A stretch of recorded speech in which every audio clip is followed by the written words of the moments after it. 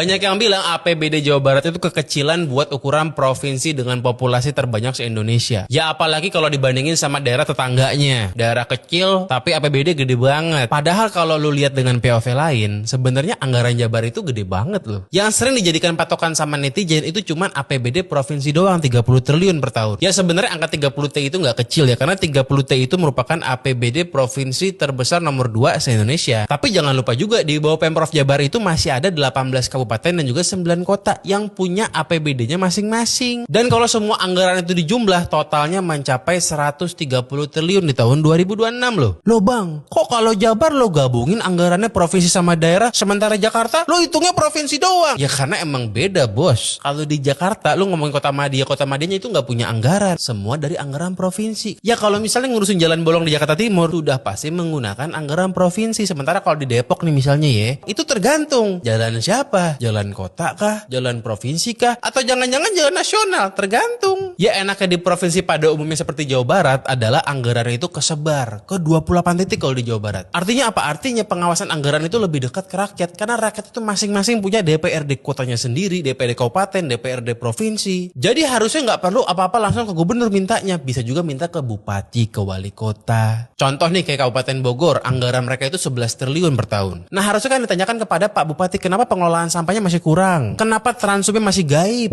Kenapa masih banyak truk-truk odol? Ya kan mesti ditanyakan tuh. Nggak cuma ke gubernur, ke Pak Bupati dan wali kota juga. Nah justru pertanyaannya kenapa dengan anggaran yang lebih besar daripada Jawa Timur, tapi Jabar itu soal transum nih ya, dibanding Jawa Timur masih kalah. Ya contoh kalau Jawa Timur mereka itu kan punya Transjatim yang sekarang itu koridornya udah banyak. Ya mungkin sih transum itu bukan prioritas utama kalau di Jabar. Kalau sekarang kan yang paling ketara adalah pembangunan infrastruktur jalan. Ya nggak apa-apa juga sebenarnya sih, kan tergantung di mana prioritasnya. Dan emang kalau ngomongin jalan di Jabar ya, itu bener-bener kebanggaan banyak orang. Karena emang bagus. Zaman ayeuna mah jalan di Jabar lalecir euy. Aspalna oge kandel. Lu bayangin tuh aspal 15 cm tapi emang cakep-cakep sih jujur. Dan kalau ngomongin data nih ya, tahun 2025 aja, Pemprov Jabar itu sudah merekonstruksi jalan kurang lebih hampir 500 km dengan anggaran sampai 2 triliun. Dan ya kalau ngomongin transum sebenarnya bukan nggak peduli ya, tapi ya mungkin belum segitu prioritas. Contohnya kan udah ada groundbreaking BRT Bandung Raya. Dan Pemprov juga mendukung full rencana KAI buat elektrifikasi KRL Bandung Raya. Nah jadi sebenarnya daripada kita fokus debat kusir nih ya, si eta mah ngeuna daerah sauprit anggarannya gede. Ya udah,